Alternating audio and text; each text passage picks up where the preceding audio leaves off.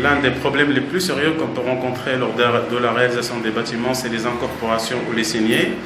Le problème se pose plus, si on parle des réseaux les plus courants, c'est-à-dire la plomberie et l'électricité, le problème se pose plus par l'électricité, vu les diamètres des conduites qui sont relativement plus importants que la tuyauterie de l'électricité. Même si l'électricité également, ça peut poser problème, parce que si nous avons par exemple trop de passages, alors ça risque de fragiliser le mur.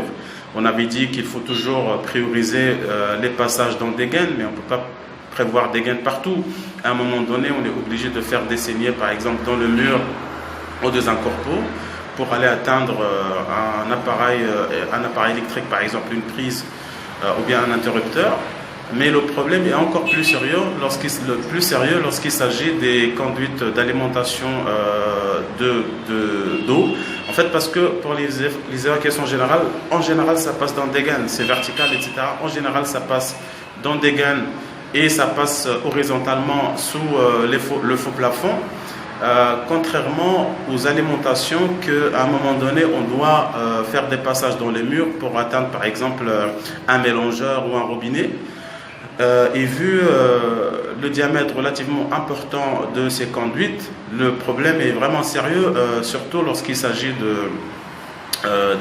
d'éléments en béton qui rentrent dans la structure du bâtiment.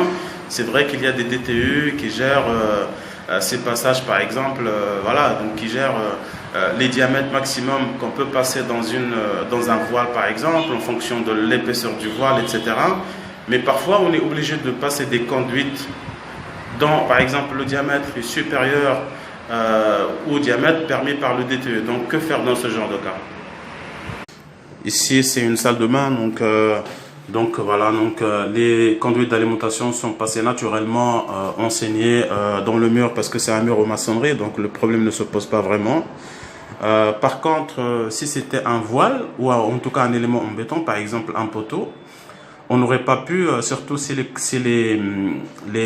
diamètres des incorpos sont importants par rapport à ce qui est prévu dans les DTU, on n'aurait pas pu passer comme ça ces incorporations aussi facilement. Il y a probablement des personnes qui vont se dire ouais, mais que vient faire un voile dans une salle de bain? On peut avoir des voiles dans les salles de bain. Si par exemple nous sommes dans un immeuble et que la salle de bain est prévue par exemple juste derrière les voiles de la cage d'ascenseur, donc on peut avoir un mur ou plusieurs murs des salles de bain qui sont constitués par ces voiles. On peut avoir également, au cas où nous avons par exemple, nous sommes au rez-de-chaussée, nous avons un dénivelé. Donc on peut avoir, si par exemple cette salle de bain se trouve un peu plus basse par rapport, nous avons un dénivelé entre par exemple cet appartement et l'appartement qui est derrière. Et donc si nous sommes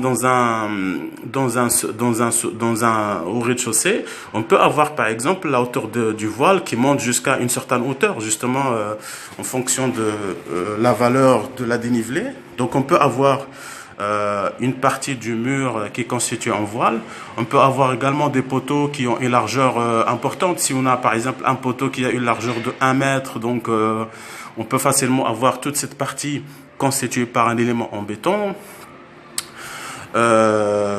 Donc voilà, donc il n'est pas rare d'avoir des murs ou des parties des murs d'une salle de bain ou en général d'autres pièces qui sont faites en voile. Maintenant, si nous avons des salles de bain où on ne peut pas, par exemple, dans une partie, dans les murs, une partie des murs où la totalité des murs est constituée par des voiles, en tout cas du béton. Tout à l'heure, j'ai oublié de parler également des voiles de contreventement qui peuvent constituer une partie des murs de la salle de bain.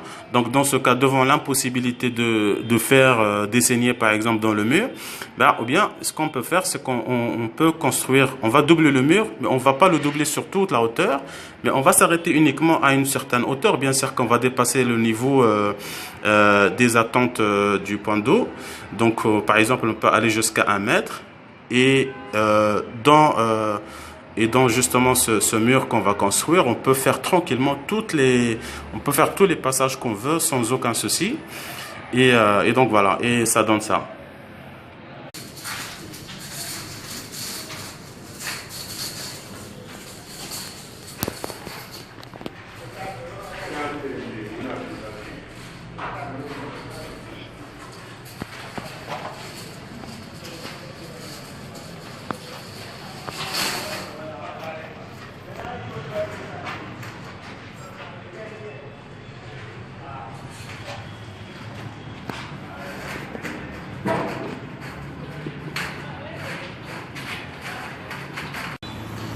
Ça, c'est le résultat après carrelage.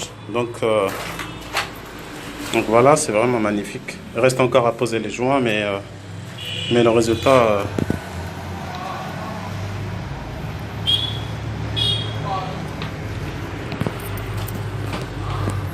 Voilà, donc ça on peut l'utiliser pour par exemple poser des trucs, des objets de décoration ou n'importe quoi.